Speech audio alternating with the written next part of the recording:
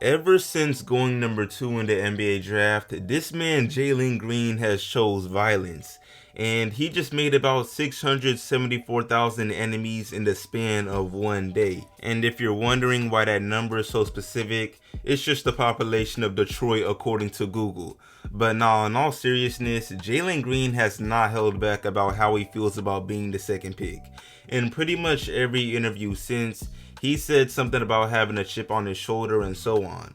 But nothing was too controversial until now, and I'm sure y'all already know what I'm talking about just by clicking this vid. But if you don't, yesterday some excerpts were released from an exclusive Jalen Green interview with Yahoo, and he basically said that although he wanted to be the number 1 pick, he prefers Houston over Detroit as far as a place of living, which was already an unnecessary comment, but then he pushed it even further by comparing Detroit to the G League bubble, the same bubble he was in earlier this year, because in the bubble there was nothing to do but stay in an apartment or go to the gym, and he revealed that he feels the same way about Detroit.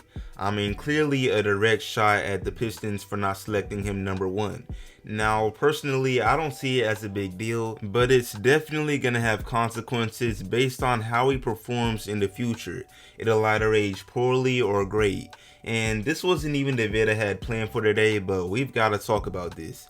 So yeah, but really quick before I move on, what's up YouTube? Plug Speaks back with a vid. If you're new, first of all, welcome. Go ahead and sub.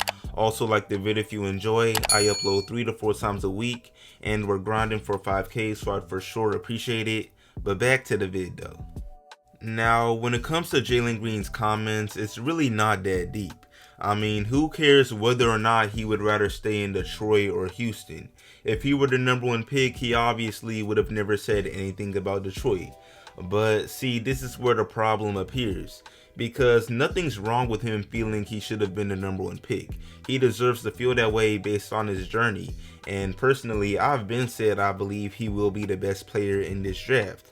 But the problem lies in his approach, because he's constantly pushing that message to the point of calling out and low-key disrespecting a whole city. So basically, he's creating even higher expectations himself.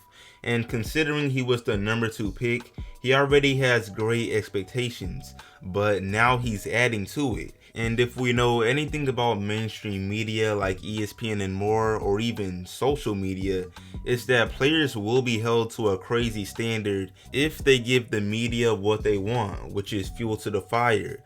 I mean, just think about it. The best example is Paul George, and it may seem like I'm getting off topic, but I'm making a point. Last season, Paul George was one of the most overhated players in the whole league. After underperforming in the playoffs at the bubble, people didn't care whatever good games he had in the regular season. I mean, he could drop, say, 40 points on 60% shooting from the field, and you wouldn't hear much about it. But if he had an off night and dropped something like 15 points on 40% shooting, pretty much everyone would clown him. And it's all because people were holding him accountable for his self-appointed nickname of Playoff P. And I'm sure y'all already know this, but in 2018, right before the playoffs, Paul George first said, "Y'all haven't met Playoff P yet," as if he was finna go crazy in the postseason.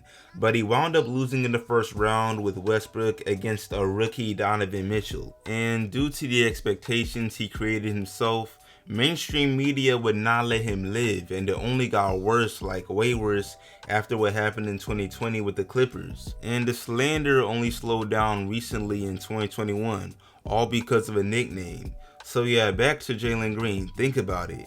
People gave Paul George all that flack just for a self-imposed nickname and underperforming. So just imagine the slander that will be directed in Jalen's way, especially from Detroit fans, if he doesn't perform according to the expectations he's laid out himself, which is that of a number 1 pick. And the false narratives have already begun. People saying Jalen's arrogant, or that he's got no humility, or that he's unlikable.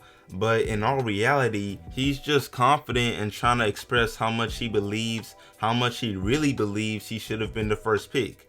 Now, clearly dissing an entire city and franchise was way or it was unnecessary. I'm sure we can all agree on that. I mean, like I said, he's pretty much setting himself up to be held at a ridiculous standard, but it's really not that deep. And overall, I just wanted to make a video before we see how these comments actually wound up aging, because things are gonna go one of two ways. Jalen Green will either ball out and win Rookie of the Year, like we should all know he's more than capable of doing, or he might struggle as a rookie, and the media and Detroit fans especially will show him the tough consequences of these bold comments. We'll just have to see, but personally, I'm rooting for Jalen.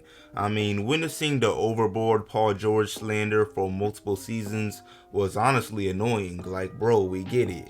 But anyways, that's pretty much it for this short video. I appreciate y'all watching as always. Let me know what you think of Jalen Green's comments. I'm really interested. Was he out of line? Is he just showing pride? Should he have been the #1 pick? Man, the upcoming season will reveal a lot.